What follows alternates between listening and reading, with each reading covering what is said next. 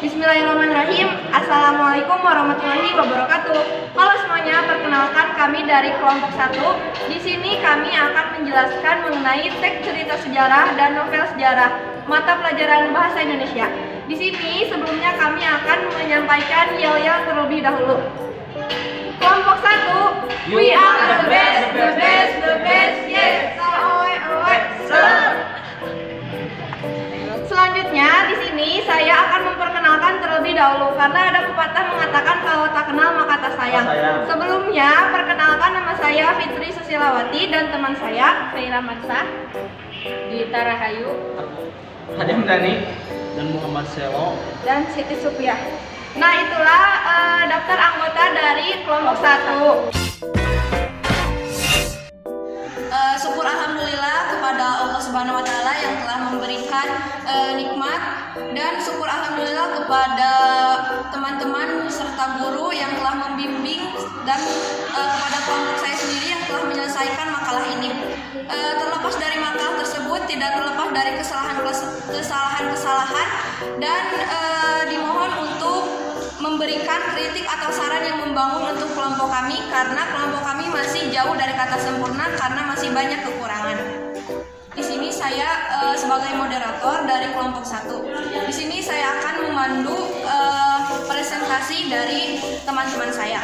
Latar belakang makalah ini dapat kita lihat di beberapa koran, radio, televisi, dan majalah merupakan sumber informasi. Sumber informasi tersebut disampaikan dalam bentuk lisan maupun tulisan. Teks cerita sejarah juga dapat menjadi informasi karena di dalamnya memuat fakta-fakta tentang sejarah. Teks cerita sejarah juga berhubungan dengan masa lalu, yang dimana kejadian-kejadian ini masa lalu sangat penting dipelajari atau sangat penting diketahui di zaman sekarang. Selanjutnya, untuk mempersingkat waktu, di sini kami akan langsung menjelaskan ke materi. Yang pertama, pengertian teks novel sejarah dan teks cerita sejarah. Ini dia videonya.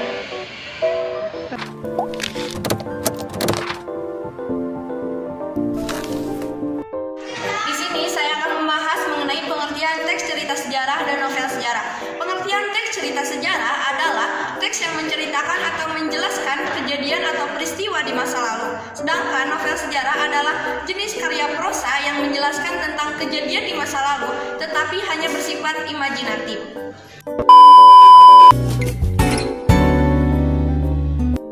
Assalamualaikum warahmatullahi wabarakatuh. Perkenalkan, nama saya Dita Rahayu. Di sini saya akan menjelaskan tentang struktur teks cerita sejarah dan novel sejarah. Yang pertama, struktur teks cerita sejarah yaitu 1. Orientasi atau pengenalan, 2. Urutan peristiwa atau kejadian, 3. Prioritasi atau komentar. Struktur novel sejarah yaitu 1. Orientasi yang disebut perkenalan, 2. Pengungkapan peristiwa, 3. Konflik, 4. Komplikasi atau puncak masalah, 5. Resolusi atau penyelesaian, 6. Koda atau amanat.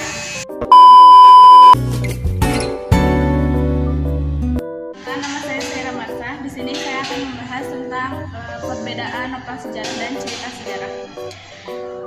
Teks cerita sejarah yang pertama yaitu dituntut menunjuk kepada hal-hal yang memang pernah ada atau terjadi.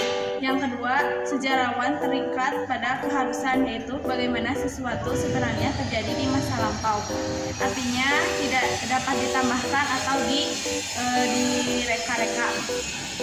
Yang ketiga, hubungan antara fakta atau antara fakta satu dengan fakta lainnya. Yang keempat, sejarawan hanya sangat terikat pada fakta mengenai apa, siapa, kapan, dan di mana. Kelima, yaitu pelaku-pelaku, hubungan antara mereka, kondisi, situasi hidup.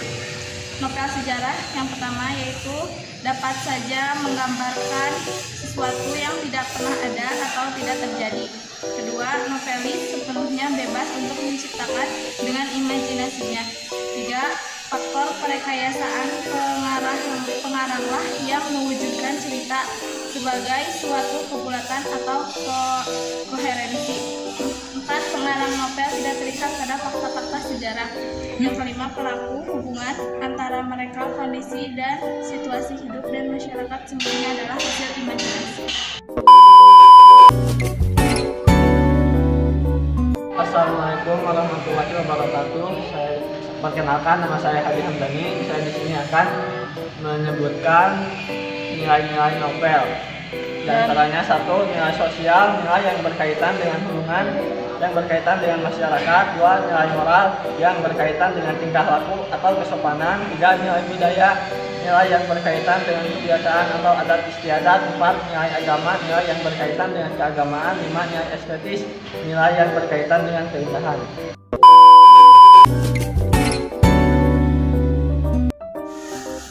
Nama saya Siti Supiah. Saya di sini akan membahas tentang kaidah kebahasaan dan makna kias. Kaidah kebahasaan teks cerita sejarah meliputi kalimat kompleks. Kalimat kompleks adalah kalimat yang terdiri dari satu aksi, peristiwa, atau keadaan sehingga mempunyai lebih dari satu verba utama dalam lebih dari satu struktur. Yang kedua ada kata hubung, merupakan sebuah kata yang berfungsi sebagai penghubung antara satu kata dan kata lain dalam satu kalimat. Kata hubung ini sering juga disebut dengan konjungsi. Yang ketiga ada kata keterangan. Dalam teks cerita sejarah terbagi menjadi dua, yakni kata keterangan waktu dan kata keterangan tempat. Yang keempat ada kata rujukan, merujuk pada kata lain yang telah diungkapkan sebelumnya. Kata rujuk dibedakan menjadi tiga, yaitu rujukan benda atau hal, rujukan tempat, dan rujukan personel atau orang atau yang diperlakukan seperti orang. Kaidah kebahasaan novel sejarah meliputi banyak menggunakan kalimat bermakna lampau. Kedua, banyak menggunakan kata yang menyatakan urutan waktu. Ketiga, banyak menggunakan kata kerja yang menggambarkan suatu tindakan. Yang keempat, banyak menggunakan kata kerja yang menunjukkan kalimat tak langsung sebagai cara menceritakan tuturan seorang tokoh oleh pengarang. Kelima, banyak menggunakan kata kerja yang menyatakan sesuatu yang diperkirakan atau dirasakan oleh tokoh, kata kerja mental. Keenam, menggunakan banyak dialog, hal ini oleh tanda petik ganda, dan kata kerja yang menunjukkan tuturan langsung.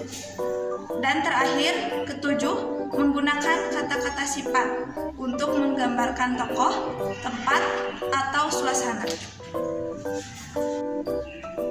Makna kias di sini pengertiannya yaitu kata yang memiliki kiasan yang dipakai dengan memperbandingkan atau mengibaratkan sesuatu dengan keadaan lainnya. Ada apa saja di makna kias di sini? Yang pertama ada kata. Kata adalah bagian terkecil dalam struktur bahasa. Yang kedua ada prasa, gabungan dua kata atau lebih yang membentuk makna baru. Contohnya bintang kelas, artinya siswa yang berprestasi. Buah tangan, artinya oleh-oleh. Yang ketiga, ungkapan, merupakan gabungan kata yang membentuk makna baru, dan kata dasarnya tidak ada lagi hubungannya dengan kata dasar pembentuknya. Contohnya, banting tulang, artinya bekerja keras. Makan asam garam, artinya berpengalaman. Yang keempat, peribahasa, merupakan ungkapan atau kalimat yang padat dan ringkas. Ungkapan atau kalimat tersebut berisi perumpamaan, perbandingan, norma hukum di masyarakat, dan nasihat yang baik. Contoh Contohnya, setitik nira susu segelangan. Artinya, akibat berbuat kesalahan sedikit, maka semua yang baik akan menjadi rusak. Bertepuk sebelah tangan artinya hanya salah satu pihak saja.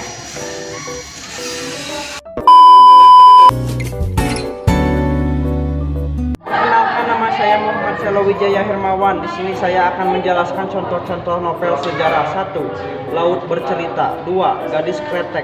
3. Amba. 4. Orang-orang proyek. 5. Mak Haperlat. 7. Renggang Duku. 8. Halaman terakhir. Sekian.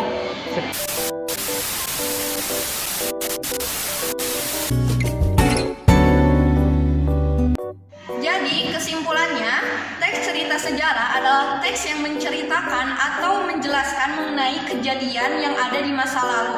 Sedangkan novel sejarah adalah jenis karya prosa yang menceritakan novel sejarah yang berbentuk imajinasi atau hanya hayalan. Perbedaan teks cerita sejarah dan novel sejarah dapat kita lihat bahwasannya teks cerita sejarah aturannya lebih ketat karena harus berkaitan dengan fakta-fakta sejarah yang ada. Sedangkan novel sejarah tidak terlalu ketat karena itu hanyalah imajinasi atau hanya hayalan dari para penulisnya. Mungkin itu aja yang bisa kita sampaikan. Mohon maaf bila banyak kesalahan. Kritik dan saran mohon disampaikan. Dan semoga kelompok kami bisa menerima kritik dan saran tersebut agar makalah ini dan kelompok kami bisa menjadi lebih baik. Sekian dari saya dan teman-teman saya. Wassalamualaikum warahmatullahi wabarakatuh. Pas ya.